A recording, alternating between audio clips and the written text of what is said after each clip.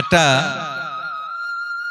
গল্প আপনাদেরকে বলি যে ভগবানের উপর বিশ্বাস কিভাবে জন্মাতে হয়।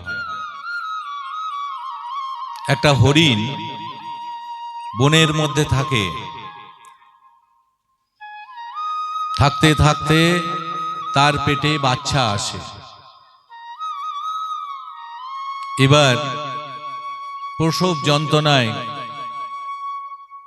সে ঘুরে বেড়াচ্ছে এবং ঠিক করছে কোথায় বনের মধ্যে বাচ্চাটা আমি প্রসব করব। বৈশাখ মাস, জল বৃষ্টির সময় এক পুকুরের ধারে গাছতলায় গিয়ে মা হরিণটি দাঁড়িয়েছে যে এখানেই ঠিক হবে। সেই মুহূর্তে বাঁদিকে তাকিয়ে দেখছে একটা বাঘ, ডান দিকে তাকিয়ে দেখছে তীর ধনুক নিয়ে দাঁড়িয়ে আছে একটা শিকারী। একই, আমি বাঁ দিকে গেলেও বাঘে খাবে, ডান দিকে গেলে শিকারিতে মারবে, তাহলে আমি এখন কি করব? আমিও মরবো, আমার পেটের বাচ্চাও মরবে। তখন সেই হরিণ উপর দিকে মুখ করে ভগবানকে স্মরণ করল এবং ঈশ্বরকে বলল, ঈশ্বর, তুমি আমার জন্ম দিয়েছ, তুমি আমার পেটে সন্তান দিয়েছ, এই সন্তান ভূমিষ্ঠ হওয়ার দায়িত্বও তোমার।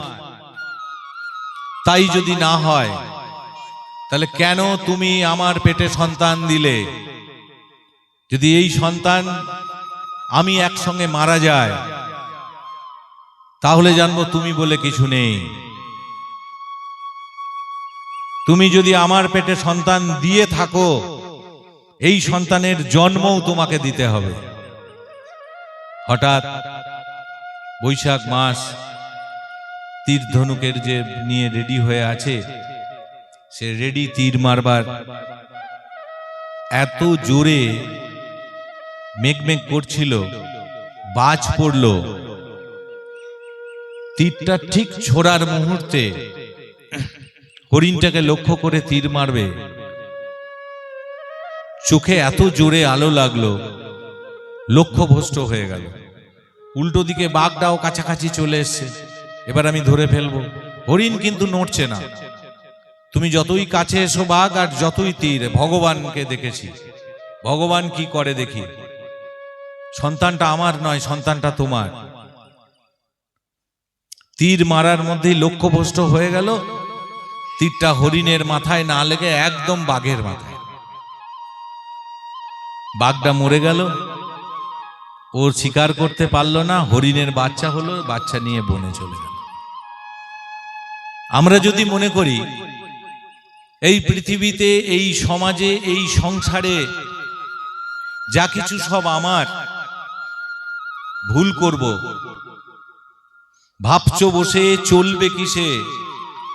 ভাববার তুমি কে? যে ভাববার সে ভাবছে তুমি ভাবো আমাকে।